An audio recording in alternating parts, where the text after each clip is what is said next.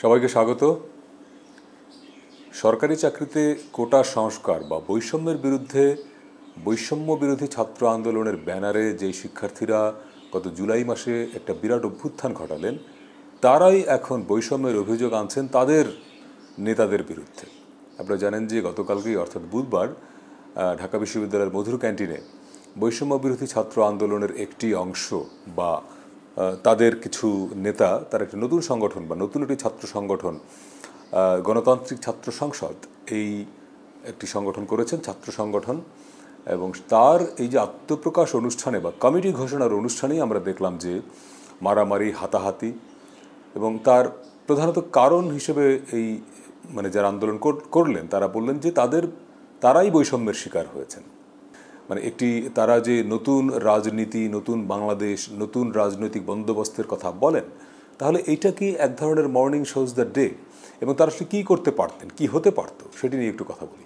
তার আগে আমরা দেখি যে গণমাধ্যমের খবরে যতটুকু আমরা দেখলাম যে কালকে এই বিকেলে যখন মধুর ক্যান্টিনে কমিটি ঘোষণা করার প্রস্তুতি চলছিল, তখনই কিন্তু সেখানে বিক্ষোভ শুরু হলো এবং সেখানে বেসরকারি বিশ্ববিদ্যালয়ের শিক্ষার্থীরা প্রধানত স্লোগানে মুখরিত করে ফেললেন এবং তারা বললেন যে বৈষম্য মানি না।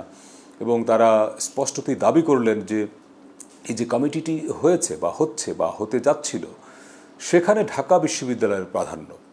এবং আপনি একটা মজার ব্যাপার খেয়াল করবেন যে জুলাই অভ্যুত্থানের শেষ দিকে যখন ঢাকা বিশ্ববিদ্যালয় বন্ধ হয়ে গেল, তখন পুরো আন্দোলনের ফ্রন্টলাইনে ছিলেন কিন্তু বেসরকারি বিশ্ববিদ্যালয়ের শিক্ষার্থীরা। এবং আমি যদি স্পেসিফিকভাবে ব্র্যাক বিশ্ববিদ্যালয়ের নাম বলি, এবং শুধুমাত্র ঢাকার না, ঢাকার বাইরের বিশ্ববিদ্যালয়, কলেজ, মাদ্রাসা, অর্থাৎ সমস্ত শিক্ষা প্রতিষ্ঠানের শিক্ষার্থীদের কিন্তু এই আন্দোলনে অংশ আছে, তারাও কিন্তু এই আন্দোলনের স্টেক। কিন্তু আমরা যেটা দেখলাম বা শিক্ষার্থীরা গতকালকে যে অভিযোগটা করলেন যে যতগুলো কমিটি হলো, সেখানে ঘুরে ফিরেই এই ঢাকা বিশ্ববিদ্যালয় কেন্দ্রিকতা একটা, সবখানে ঢাকা বিশ্ববিদ্যালয়ের একটা, যদি আমি শব্দটা বলি কোট আনকোট আধিপত্য। তো তাহলে আপনি কোটার বিরুদ্ধে আন্দোলনটা করে লাভ হলো কি? বা এই যে বৈষম্যের বিরুদ্ধে শিক্ষার্থীরা দাঁড়ালেন, তারা নিজেরাই এখন এই এই এই বৈষম্যের অভিযোগ আনলেন তাদের নেতাদের বিরুদ্ধে, তাহলে কি পরিবর্তনটা হলো? এবং যে নতুন ছাত্র সংগঠনটি হলো, তাদের স্লোগান হচ্ছে শিক্ষা ঐক্য মুক্তি, শিক্ষা ঐক্য মুক্তি। কিন্তু আমরা দেখলাম যে এই সংগঠনের আত্মপ্রকাশের দিনেই অনৈক্যের সুর। এবং এই যখন বিক্ষোভ হচ্ছিল, হাতাহাতি হলো, মারামারি হলো, দুজন সমন্বয়ক হাসপাতালে গেলেন, সেই অবস্থায় কমিটির ঘোষণা করা হলো। এবং এর প্রতিবাদে রাতে এই যারা আন্দোলনকারী, তারা রাজধানীর বাংলা মোটরে এসে সড়ক অবরোধ করলেন এবং তারা সেখানে স্লোগান দিলেন। তার মানে এটি কি বার্তা দিল? যেই শিক্ষার্থীরা নতুন বাংলাদেশ, নতুন বন্দোবস্তের কথা আমাদেরকে বলেছেন, তারা এখন রাস্তায় নেমে এলেন একটি সংগঠনের পছন্দের মতো করে, তাদের পদ পদবি না পাওয়ার কারণে, অথবা এই যে কমিটিটি ঘোষণা হলো এখানে গণতান্ত্রিক পদ্ধতিটি অনুসরণ না করার কারণে, না করার প্রতিবাদে। আসলে কি হতে পারত যদি তারা সত্যিই একটি নতুন বাংলাদেশের কথা বলেন, যদি সত্যিই তারা একটা নতুন বন্দোবস্তের কথা বলেন এবং সেটা বিশ্বাস করেন, তাহলে তো এই অনুষ্ঠানটি, এই আত্মপ্রকাশের অনুষ্ঠানটি হবার কথা ছিল অত্যন্ত মধুর এবং একটি শান্তিপূর্ণ পরিবেশে, এবং সেখানে একটি গণতান্ত্রিক প্রক্রিয়ার মধ্য দিয়ে। কেন ভোট হলো না কেন? আচ্ছা, যদি ধরা যাক যে ভোট হলো না, কিন্তু এইখানে কমিটি পদ নিয়ে হানাহানি মারামারি হবে কেন? এখানে পদ পাওয়ার জন্য তারা কেন এত লালায়িত হবেন? এখানে তো হবার কথা ছিল যে কেউ একজন সভাপতি হতে চান, তিনি বলবেন যে না আমি সভাপতি হব না, উনি হবেন। তিনি বলবেন যে না আমি না, উনি হবেন। এটা আমরা প্রত্যাশা করেছিলাম যে সেটা, আমরা দেখলাম যে তারা এই লোভের ঊর্ধ্বে উঠতে পারলেন না আসলে।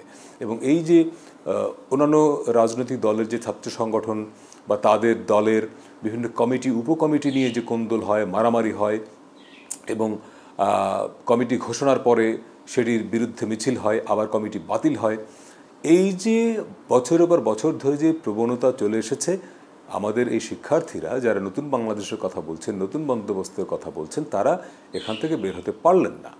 আর একটা বিষয় আপনি খেয়াল করবেন যে এই বৈষম্য বিরোধী ছাত্র আন্দোলনের পক্ষ থেকে কিন্তু ক্যাম্পাসে ছাত্র রাজনীতি বন্ধের একটা দাবি আছে, তারা দাবি জানিয়েছেন বিভিন্ন সময়।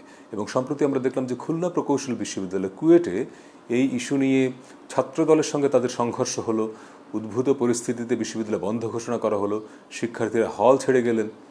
তো তারাই এখন আবার আরেকটা নতুন ছাত্র সংগঠন করলেন, এর অর্থটা কি? মানে এই যে সংগঠনটি, তারা কি ক্যাম্পাসে তাদের কার্যক্রম পরিচালনা করবে না? এবং তারা যে কাজগুলো করবে সেগুলো রাজনীতি না? তাহলে কি শুধু তারাই ক্যাম্পাসে অ্যাক্টিভিটি করবেন? ছাত্রদল, ছাত্রলীগ, যদিও ছাত্রলীগ এখন নিষিদ্ধ, বা অন্যান্য রাজনৈতিক দলের যেসব ছাত্র সংগঠন, তারা সেখানে অ্যাক্টিভ থাকতে পারবে না, শুধু তারা থাকবেন? মানে মেসেজটা কি? আর একটা প্রশ্ন এটি আমার, যে এই বৈষম্য বিরোধী ছাত্র আন্দোলন নামে যে সংগঠনটি আছে এখন পর্যন্ত, এইখান থেকে বের হয়ে আর একটা সংগঠন করা কি দরকার ছিল? মানে উদ্দেশ্যটা কি? এই যে সংগঠনটি যে নামে আছে, বৈষম্য বিরোধী ছাত্র আন্দোলন, এই নামে সংগঠনটা কি তাহলে বিলুপ্ত হয়ে যাবে? এবং আমরা জানি যে শুক্রবার একটি নতুন রাজনৈতিক দলের আত্মপ্রকাশ হবে, বৈষম্য বিরোধী ছাত্র আন্দোলন এবং জাতীয় নাগরিক কমিটির যৌথ উদ্যোগে, তাই না? তো তারা যে নতুন রাজনৈতিক দলটি গঠন করবেন, সেই রাজনৈতিক দলের সভাপতি ছাত্র সংগঠন থাকবে। তাহলে বুধবার যে সংগঠনটি হলো, ছাত্র সংগঠনটি, এটি কি জাতীয় নাগরিক কমিটি এবং বৈষম্য বিরোধী ছাত্র আন্দোলনের যে দলটি হবে তাদের ছাত্র ফ্রন্ট হিসেবে কাজ করবে, নাকি এটা আলাদা হিসেবে কাজ করবে? এবং যদি আলাদা হয়, তাহলে বৈষম্য বিরোধী ছাত্র আন্দোলন যে নামে ছিল সে নামে থাকলে অসুবিধাটা কী ছিল? নাকি বিষয়টা এরকম যে অনেক বেশি কমিটি, মানে অনেক বেশি সংগঠন হলে অনেক বেশি কমিটি হবে, অনেক বেশি কমিটি হলে অনেক বেশি নেতা হবেন, এবং নেতা হলে পয়সা হবে?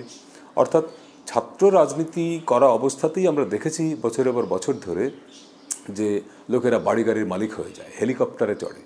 তো এই যে ছাত্র থাকা অবস্থাতেই আপনারা এই যে টাকা পয়সা কামানো যায় পদ পদবি পেলে, আমাদের শিক্ষার্থীরা যারা নতুন বাংলাদেশ, নতুন বন্দোবস্তের কথা বলছেন, তারা কি আসলে সেদিকেই ধাবিত হচ্ছেন, নাকি তারা অন্য কিছু করতে চান যেটা আমরা এখনো জানি না?